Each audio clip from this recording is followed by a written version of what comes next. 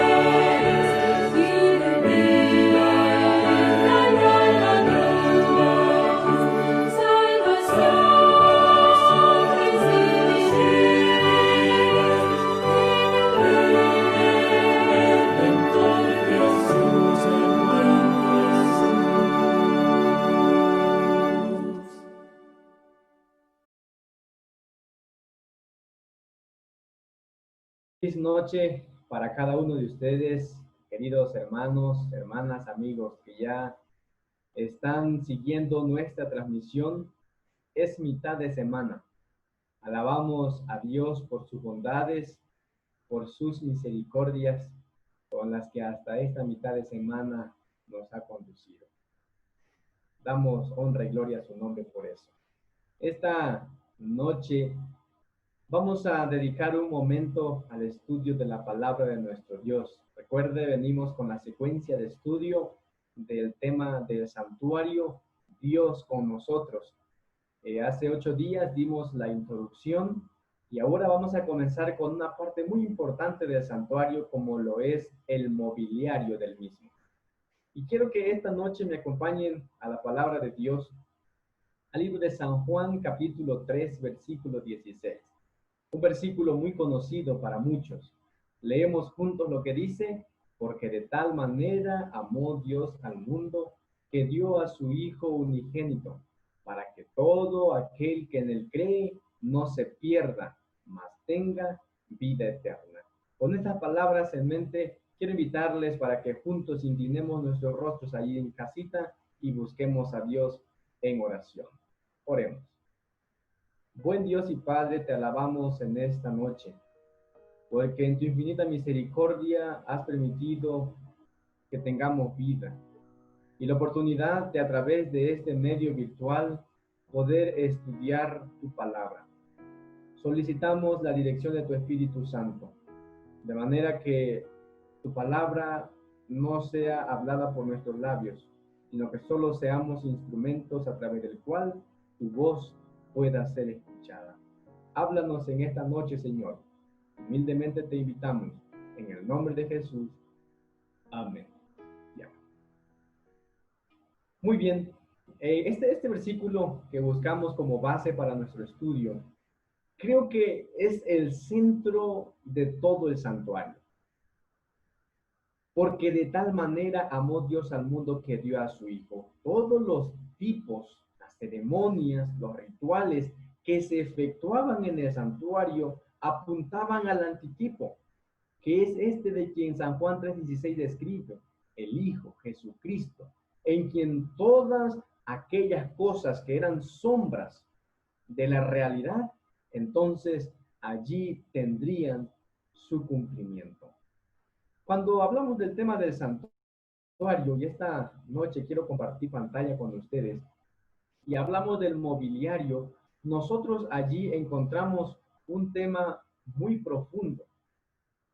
Porque si nosotros en algún momento hemos sido curiosos, y aquí hay una panorámica de lo que era el santuario en los tiempos bíblicos, más o menos, compuesto por 3 partes. Esta parte, la más amplia y grande, era conocido como el atrio.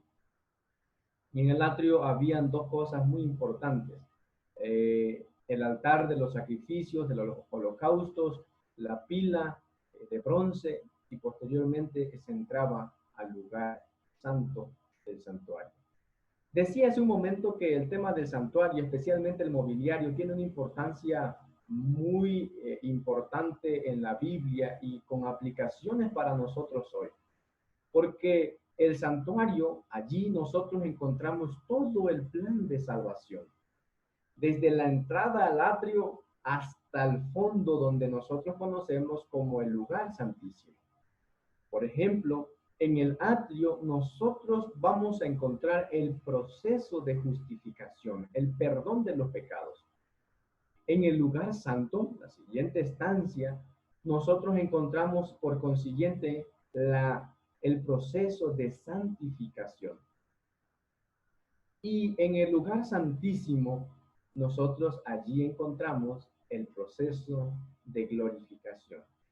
Al atrio tenían acceso todas las personas. Allí el pecador iba y ofrecía el holocausto. En el lugar santo, solamente los sacerdotes que estaban designados para entrar allí.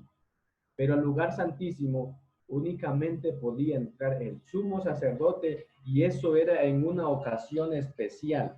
Ese día era el día de la expiación, como normalmente se conoce en la Biblia. Y quiero que juntos esta noche vayamos la primera estancia del santuario, al atrio. Aquí presento una vez más una imagen de lo que era el atrio. Y en el atrio nosotros vamos a encontrar dos partes muy importantes. Número uno, el altar del sacrificio. El altar del sacrificio, hay una pequeña imagen allí, si ustedes pueden apreciar la forma, el diseño como estaba, y las descripciones del mismo nosotros los encontramos en el libro de Éxodo, capítulo 27, versículos del 1 al 8. El altar del sacrificio estaba constituido de madera de acacia cubierta de bronce.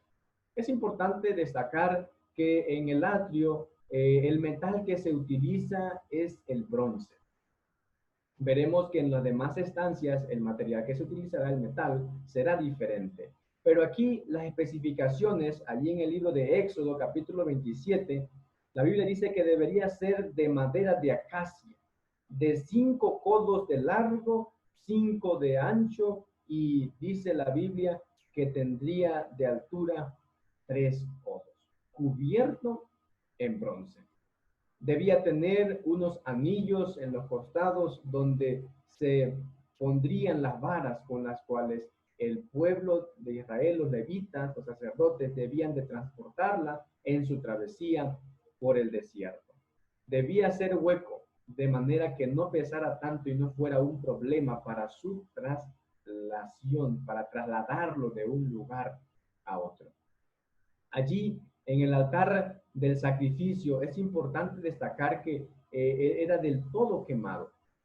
Las víctimas que venían a ofrecerse allí eran totalmente quemados. Por eso es que Levítico 1:9 dice que ese sacrificio a Dios era como un olor grato, como una fragancia. Cuando el pecador venía de la comunidad allí del pueblo, del campamento de Israel, entraba por la puerta del atrio. La puerta del atrio era espaciosa. Por allí entraba el pecador y con lo primero que se encontraba era con el altar del sacrificio. Él venía con su ofrenda, ponía la mano sobre la víctima a degollar, confesaba sus pecados, tomaba el cuchillo y entonces con sus propias manos le quitaba la vida al sacerdote, en una taza recogía la sangre. Y posteriormente el sacerdote iría a la siguiente parte para entonces aspergir la sangre y el perdón de pecados llegara al penitente pecador que se acercaba allí. Qué interesante lección nosotros podemos extraer del altar del sacrificio. Mire lo que dice el libro de Éxodo, capítulo 20, versículo 38. Allí, en esta primer parte del santuario, Dios se encontraba con su pueblo y consagraba ese lugar. Y este altar del sacrificio, esa víctima que se ofrecía allí, simbolizaba a Cristo Jesús, quien habría siglos más tarde de venir a cumplir todo lo que ahora era solamente un símbolo, un tipo, que tenía su cumplimiento en Cristo Jesús. El cuerpo allí se consumía totalmente, símbolo de que Cristo habría de ser consumido, muerto totalmente. Y es el apóstol Pablo en el libro de Efesios, que dice que Dios se dio como ofrenda agradable, Jesús mismo, y somos santificados por medio del cuerpo de Cristo. ¿Y cuál es la aplicación que nosotros extraemos para nuestra vida del primer utensilio del santuario? Bueno, el altar del sacrificio simboliza la muerte, la aceptación de Cristo como mi único sustituto garante, como mi Salvador. Por eso, en el proceso de salvación, como lo muestra el santuario, lo primero que tengo que hacer es aceptar a Jesús como mi Salvador personal. El evangelista, según San Marcos, en el capítulo 16, y podemos viajar hasta allí, versículo 16, dice que el que creyere. Lo primero que tenemos que hacer en el proceso de salvación es creer que Jesús, en aquel momento cuando Felipe y el etíope tienen un encuentro, el etíope pregunta, ¿qué impide? Y lo primero que Felipe le dice, si crees, bien puedes.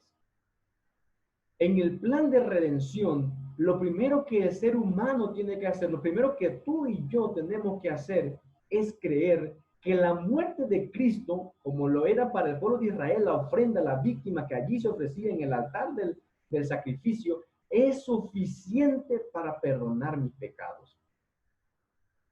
Porque es el único. El apóstol en el libro de Hechos, capítulo 4, versículo 12, Pedro dice que en ningún otro hay salvación, porque no hay otro nombre debajo del cielo dado a los hombres por el cual nosotros podamos ser salvos. Así que el altar del sacrificio nos muestra que hay una sola cosa que puede salvarnos, es Cristo Jesús. Y cuando nosotros pasamos entonces del altar del sacrificio y avanzando, lo siguiente que nosotros encontramos era la fuente o el lavacro. En algunas partes la Biblia le denomina la pila también. ¿Qué había allí? Tenemos que ir entonces a nuestras Biblias, allí avanzando un poquito al capítulo 30 del libro de Éxodo. Es allí donde se dan las descripciones de cómo Dios deseaba que se hiciera este lugar y qué significado tenía. El material del cual estaba constituido, dice el versículo 18 del capítulo 30 de Éxodo, que era de bronce y su objetivo era la limpieza. Mire lo que dice el versículo 20. Cuando entren en el tabernáculo de reunión, se lavarán con agua. ¿El agua de dónde? De la pila de bronce, del lavacro, para que no mueran. Y cuando se acerquen al altar para ministrar y presentar la ofrenda quemada para Jehová, se lavarán las manos y los pies para que no mueran. Hay una palabra que se repite en ambos versículos, en el 20 y en el 21. Lavarse para que no mueran. Cuando el sacerdote ahora, después de que el oferente ponía la mano, sacrificaba a la víctima, entonces ahora él tenía que llevar la sangre al lugar santo del santuario. Pero antes de poder entrar al lugar santo del santuario, debía pasar por la fuente de bronce, por el lavacro, para poder lavar sus manos y sus pies. De no hacerlo, entonces su vida estaba en peligro. Dios dio la instrucción y le dijo, para que no muera. ¿Qué significado tiene para nosotros en la actualidad entonces? La lección que podemos extraer para nosotros hoy es que es solamente por medio de Dios como nosotros podemos ver nuestra condición pecaminosa. Y únicamente, como Jesús lo dijera en el libro de San Juan, capítulo 3, en aquel encuentro con Nicodemo, que es solamente a través del Espíritu y del agua como nosotros podemos ser limpios. Lavarse para que no mueran. Y quiero continuar leyendo San Marcos capítulo 16, versículo 16. Lo primero que nosotros tenemos que hacer en el plan de salvación es creer, pero lo siguiente es esto que nosotros encontramos en el santuario también. No solamente es necesario creer, sino también necesita haber una demostración pública. Y eso es a través del bautismo. El que creyere y fuere bautizado, este será salvo. Mas el que no creyere será condenado. Y mire lo que dice Éxodo 30, 20, 21. El que no lavara sus manos y sus pies, el sacerdote que no se lavara, iba a morir definitivamente. Aquel que solamente acepte a Jesús como su salvador personal, pero no sea bautizado, también habrá de morir. Porque en el proceso de salvación no solamente es necesario saber que Cristo murió, sino demostrarlo públicamente a través del bautismo. Por eso es que la Biblia no se equivoca. El plan de redención fue hecho aún antes de que el hombre hubiera cometido pecado, dice el apóstol Juan en el libro de Apocalipsis. Y Dios previó los medios por si el ser humano, en este caso Adán y Eva, llegaran a fracasar. Y este era el medio. A la luz del santuario, esto era lo que debía ocurrir en el plan de salvación. Primero, debía el ser humano aceptar que había un sustituto para el israelita, la oveja, para nosotros hoy Jesús, y que debía ir a él porque en esa víctima había gracia para poder ser salvo. Pero por consiguiente, tenía que tomar una decisión, demostrarlo públicamente a través del bautismo, a través del lavado allí en la pila. ¿Qué cosa? Que hacía suyo el sacrificio hecho por nuestro Señor Jesucristo. Qué interesantes lecciones nosotros podemos extraer de cada uno de los utensilios. Hay un mensaje profundo. Y si hay algo que debemos quedarnos durante estas noches de estudio de lo que resta del año y que estaremos hablando del santuario, es que allí en el santuario está todo el plan de redención para los seres humanos. Y entonces pasamos del atrio, el lugar donde el pecador llegaba y ofrecía a la víctima, a otro espacio, a otra fase del santuario, que lo conocemos en la Biblia como el lugar santo. El lugar santo, aquí hay una imagen de más o menos como era vista desde arriba. Habían tres cosas allí: la mesa de los panes de la proposición, el candelabro de oro y también estaba allí el altar del incienso. Y esta noche analizaremos una de esas partes del lugar santo. Dijimos que en el atrio, en el altar de sacrificio y en la fuente de bronce se encuentra el proceso de justificación. El perdón de los pecados se da por aceptar a Jesús como mi Salvador personal y por bautizarme. Eso es el perdón de pecados. Por eso es que a través del atrio nosotros encontramos la palabra justificar, que significa ser declarado inocente, ser declarado justo. Y ser declarado justo e inocente es solamente por los méritos de Jesús, por su muerte y por el lavamiento a través del bautismo. Y después de ese lugar pasamos al lugar santo, donde dijimos a la introducción que allí nosotros encontramos el proceso de santificación.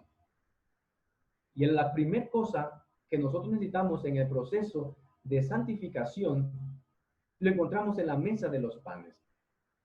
La mesa de los panes estaba situado al lado norte de la primera instancia del santuario, el lugar santo. Estaba hecho de acuerdo a lo que dice Éxodo, capítulo 25, si nosotros podemos ir en nuestras Biblias al libro de Éxodo, capítulo 25, allí nosotros encontramos del versículo 23 en adelante la instrucción que Dios le dio a Moisés de cómo debía ser hecho. Y Dios le dijo que debería ser hecho de madera de acacia, cubierta en oro. Aquí a partir del lugar santo, ya el metal que se utiliza es el oro, ya no se utiliza el bronce. Oro puro. Y debía ser, dice, de esta longitud, de largo 2 codos, de 1 codo de ancho y su altura de 1 codo y medio. Debía estar recubierta de oro puro. Sobre ella, entonces, Dios le dijo a Moisés que debían colocar 2 hileras con 6 panes. Eran 12 panes en total, 6 en hilerita en cada una de ellas. Al finalizar, aquí nosotros podemos ver en esta imagen, allí más o menos tener una idea de cómo realmente era esa mesa con los panes de la proposición. 2 hileras de 6 panes. Y al finalizar, unas despabiladeras, unas bases, donde también había una lamparita que no solamente daba luz, sino que allí se ponía aroma fragante para que hubiera un buen aroma dentro del santuario, al igual que los demás que vamos a ver en futuros temas. Ahora, importante es que estos panes debían ser hechos y cambiados los días sábados. El pan común no se podía hacer en día sábado, de acuerdo a lo que dice Éxodo, capítulo 16, versículos 22 y 23. Dios le dijo que el pan común debía ser cocinado el sexto día. Pero cuando se trata del pan de la mesa de la proposición, debía ser específicamente hecho en sábado. Y se colocaba allí el sábado y toda la semana permanecían allí en esa mesa. Y al siguiente sábado, los sacerdotes volvían a hacer más pan, quitaban el que 8 días había estado allí y colocaban un pan fresco. Y ese sábado cambiaban, ellos podían comer del pan que habían retirado, que hacía 8 días se había colocado. Cosas importantes. El día en el que se cambia el pan y el día en el que se come el pan. Y otra cosa importante, durante toda la semana allí había pan en la mesa, en el lugar santo del santuario. Oh, qué interesante. Quiero leerles una cita del libro La sombra de la cruz. Dice, el servicio de los sacerdotes era figura y sombra de las cosas celestiales. Por lo tanto, podemos extraer una lección celestial del antitipo del pan, de la proposición. Era una ofrenda continua ante el Señor. Enseña que el hombre depende totalmente de Dios, tanto para el alimento físico o material, como para el alimento espiritual. Y que ambos, por igual, proceden de aquel, como dijera el apóstol Pablo en el libro de Hebreos 5, que viviendo siempre para interceder por nosotros delante del Padre. ¿Qué significado tiene ese pan de la mesa de la proposición? ¿Y por qué su cambio en ese día? Miren lo que dice esta cita. Al igual que el pan que estaba en la presencia de Dios era tomado del santuario y comido, Jesús dijo en San Juan 14, si podemos ir allí, que la palabra que habéis oído no es mía, sino del Padre que me envió. Y de los labios de Jesús en San Juan 6:41 dijo, yo soy el pan de vida. Es decir, la Biblia es el libro que procede directamente de Dios. Dios se la dio a Cristo y Cristo a los profetas, aquellos quienes inspirados por Dios escribieron la palabra de Dios. Lo que dice el apóstol Pablo en 2 Timoteo 3:15, que toda la escritura es inspirada por Dios. El apóstol Pedro dice que ninguna profecía vino por inspiración humana, sino que hombres hablaron siempre por Dios. ¿Qué es entonces? ¿Qué significado tiene la mesa con los panes de la proposición? Ese pan para nosotros hoy es la palabra de Dios. Es interesante que durante toda la semana ese pan debía permanecer, debía haber provisión allí en la mesa, significando para nosotros que en ningún día de la semana debiéramos descuidar el estudio de la palabra de Dios. No es solamente el sábado cuando se comía en el santuario, sino durante toda la semana que permanecía allí en la mesa. Y algo muy importante. Decíamos hace un momento que su cambio era el día sábado. No era pan común. Por eso es que Dios dio la instrucción de que el sábado debía ser hecho y debía ser comido.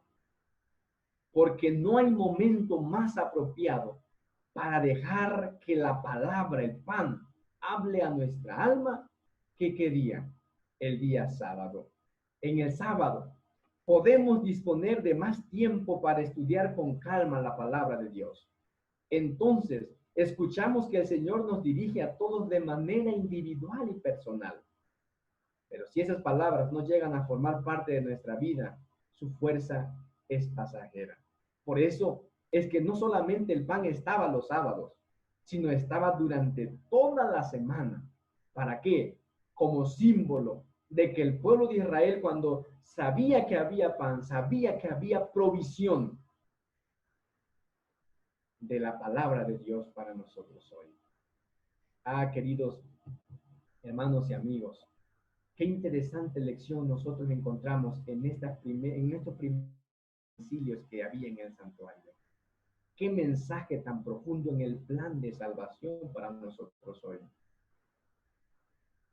¿Cuál sería la invitación, el llamado para cada uno de nosotros en estas tres partes del santuario terrenal? Dios tiene un gran amor por ti, por mí, por el pueblo de Israel en el pasado, que a la luz del santuario podemos nosotros entender lo que significa salvación. De tal manera amó Dios al mundo, que dio a su Hijo unigénito para que todo aquel que venía al santuario podía encontrar justificación, podía encontrar santificación. Pero es una decisión que se toma personal. Por eso es que hoy podemos entender la gran salvación que Dios nos ofrece. Cuando Cristo Jesús murió, hizo provisión de salvación para toda la raza humana. Pero no toda la raza humana viene en búsqueda de esa salvación. Muchos se quedan en creen que Jesús murió, pero no toman la decisión de demostrar que creen y que aceptan a Jesús a través del bautismo. Es muy importante las dos cosas. Para ser perdonados necesitas creer en Jesús, pero también necesitas ser bautizado. Y para aquellos que ya hemos vivido esa experiencia de justificación, de ser declarados inocentes, de ser declarados limpios, justos, entramos en un proceso que lo primero que necesitamos hacer en el proceso de santificación es estudiar la palabra de Dios, ese pan de vida que para nosotros dice la Biblia que es la palabra de Dios.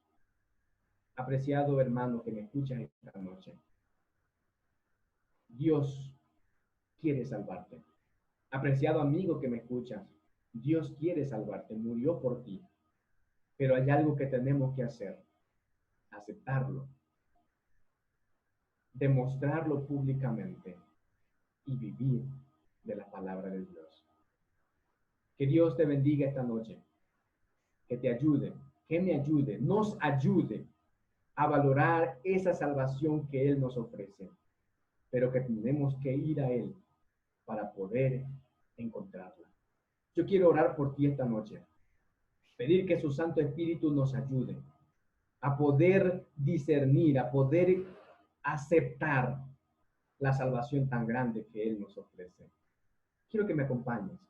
Allí donde estás, inclina tu rostro. Vamos a orar. Querido Padre, gracias por tu palabra que es tan clara. Cuando leemos la historia del santuario, encontramos allí la salvación tan grande que tú nos das.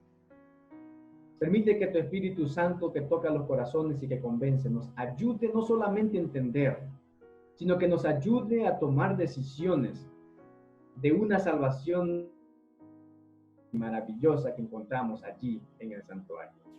De tal manera amó Dios al mundo, para que todo aquel, hay salvación para todos. Permite que pasemos del creer a tomar la decisión, y los que ya hemos tomado esa decisión, santifica nuestra vida por el poder que tiene tu palabra. Por favor, oh Señor, gracias por esta noche. Permite que no solamente sea informativo, sino que podamos nosotros extraer lecciones de práctica para nuestra vida. Lo pedimos en el nombre de Jesús. Amén. Que Dios te bendiga. Queremos invitarte. Vamos a continuar. Lo que has visto, este tema tiene continuidad. Nos vemos el día viernes para terminar con los utensilios que encontramos en el santuario. Así que si quieres conocer qué se esconde, qué lecciones se esconden allí en el candelabro, en el altar del incienso y en el arca, no te pierdas el tema del viernes. Que Dios te bendiga. Que tengas una feliz noche.